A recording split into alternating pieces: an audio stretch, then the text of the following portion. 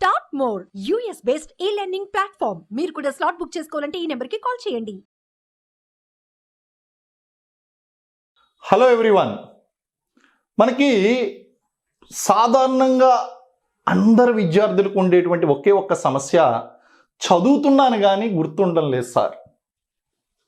విపరీతంగా కష్టపడుతున్నాను, ఎగ్జామ్ హాల్లో మర్చిపోతున్నాను. అసలు శాశ్వతంగా గుర్తుపెట్టుకోవాలంటే ఎలా, మర్చిపోకుండా ఉండాలంటే ఎలా? ఇవన్నీ కూడా విద్యార్థులను వేధించేటువంటి ప్రశ్నలు. సమస్యకు సొల్యూషన్ చాలా సింపుల్. మీరు ఈ టెక్నిక్లు పాటించినట్లయితే ఖచ్చితంగా విజయం సాధిస్తారు. ఏంటి, ఎలాగా?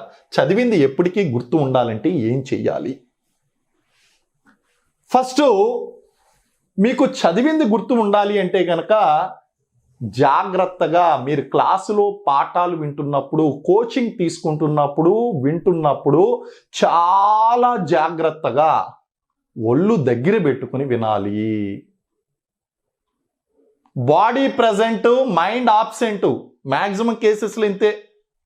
బాడీ ప్రజెంట్గానే ఉంటుంది, కళ్ళు అలాగే చూస్తూ ఉంటాయి, కానీ మైండ్ ఎక్కడికో వెళ్ళిపోతూ ఉంటుంది.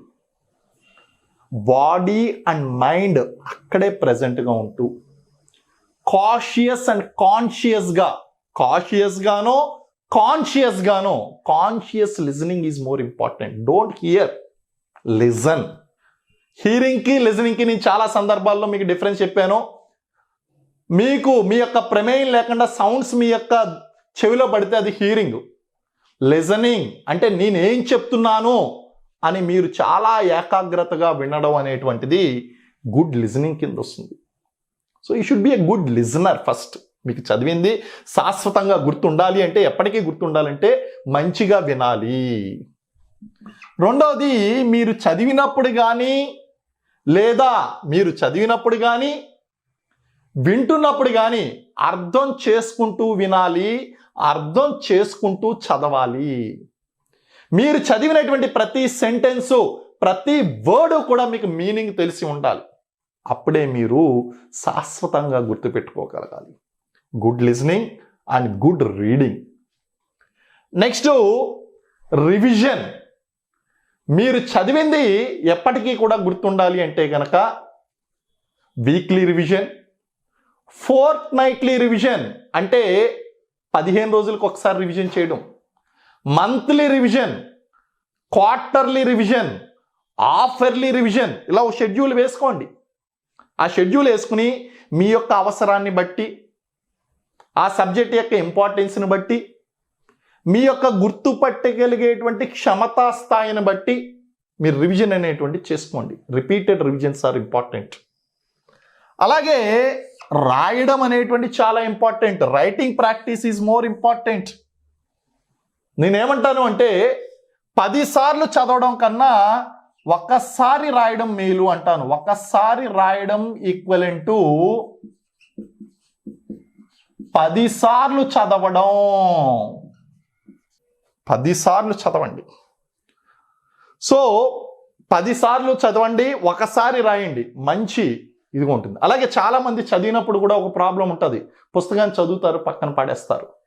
ఏ పుస్తకాన్నన్నా చదివితే 2 సార్లు, 3 సార్లు, 4 సార్లు చదవండి. లైన్ టు లైన్ చదవండి. రీడింగ్ బిట్వీన్ ద లైన్స్ అర్థం చేసుకోండి. ప్రతి ఇంటెన్షన్, ఆ రైటర్ యొక్క ఇంటెన్షన్ ఏంటో అర్థం చేసుకోండి.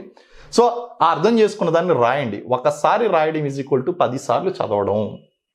నెక్స్ట్, కోడ్ వర్డ్స్ అనేటువంటి సృష్టించుకోవాలి.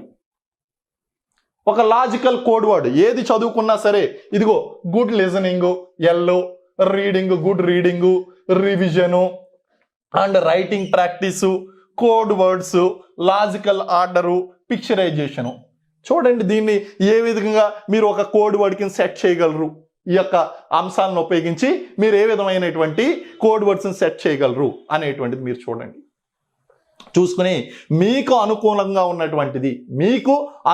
ఉన్నటువంటి కోడ్ వర్డ్స్ మీరు చేసుకోవచ్చు. ఇప్పుడు నాకు అనుకూలంగా ఉన్నటువంటి కోడ్ వర్డ్ నేను తయారు చేయాలి అంటే కనుక ఇక్కడ పీసీఆర్ అనేటువంటిది నాకు తెలిసినటువంటి పీసీఆర్ అనేటువంటిది బాగా వాడుతూ ఉంటాం మేము.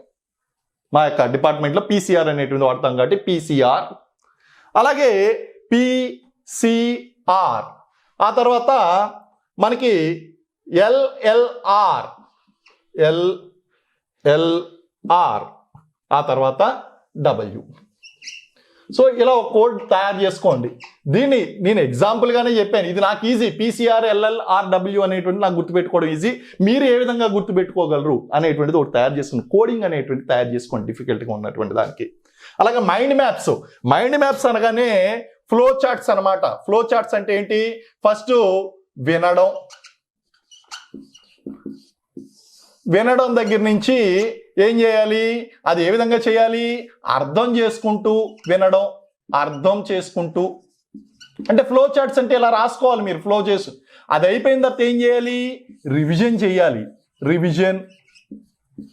ఇలా మీకు నచ్చినటువంటి ఫ్లో చార్ట్స్ అనేటువంటివి మీరు ఇక్కడ పెట్టుకోవాలి. ఆ ఫ్లో చార్ట్స్ అనేటువంటివి మీరు వేసుకోవడం వల్ల శాశ్వతంగా మర్చిపోరు. అలాగే ఒక లాజికల్ ఆర్డర్ అనేటువంటిది ఫాలో కావాలి. మీరు ఏది చేసినా సరే, ఏది చదువుకున్నా, ఏది రాసినా సరే ఒక లాజికల్ ఆర్డర్ అనేటువంటిది ఉంటే మీరు ఇక జీవితంలో దాన్ని మర్చిపోరు. దాంతోపాటు పిక్చరైజేషన్ ఈజ్ మోర్ ఇంపార్టెంట్. ఏది చదివినా, ఏది రాస్తున్నా సరే పిక్చరైజ్ చేసుకుంటూ, మీరు ఏదైనా బ్యాటిల్ గురించి, వార్ గురించి రాస్తున్నారు, పిక్చరైజ్ చేసుకోండి దాని గురించి.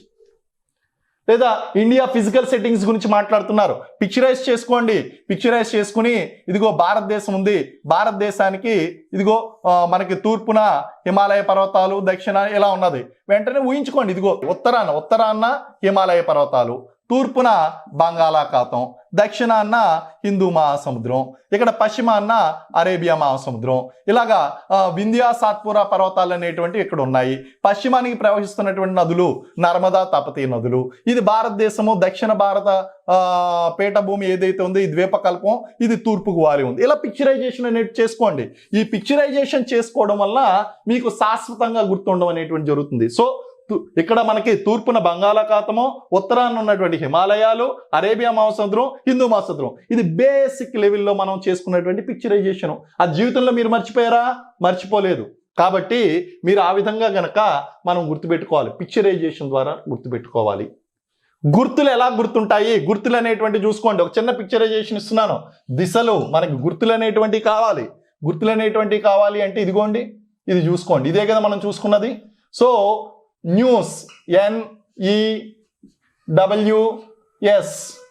North, east, south, west. News,